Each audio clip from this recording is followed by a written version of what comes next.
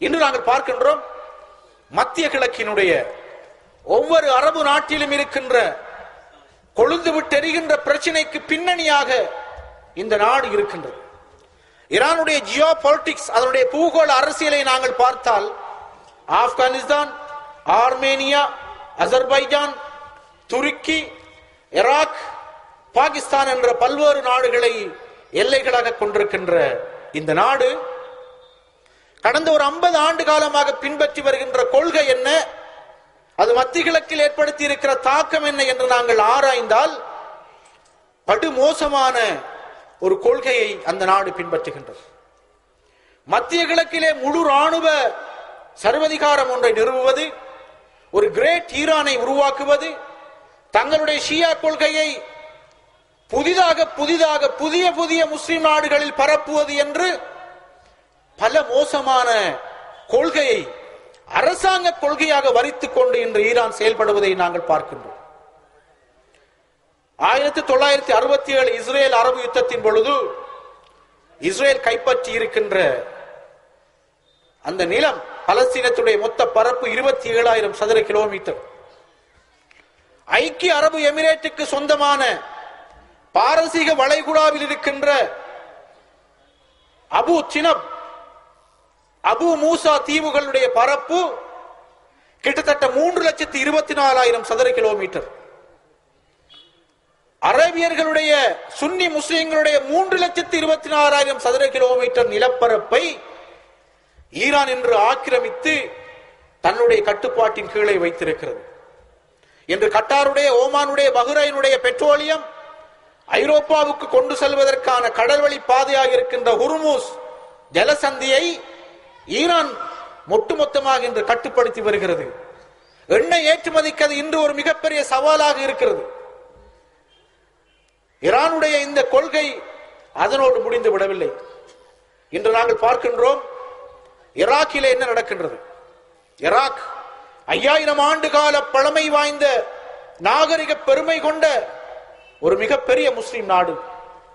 அந்த நாட்டிலே 2003 மார்ச்சிலே ஜார்ஜ் புஷ்னுடைய தலைமையில் அந்த நாடு அமெரிக்க கூட்டுப்படையினால் ஆக்கிரமிக்கப்பட்டதை தொடர்ந்து ஈரானும் அமெரிக்காவும் ஒப்பந்தம் செய்து கொள்கின்றது. அந்த ஒப்பந்தத்திலே இஸ்ரேலும் பங்கு கொண்டிருக்கிறது. இந்த 3 நாடுகளும் செய்து கொண்ட ரகசிய ஒப்பந்தம் என்ன?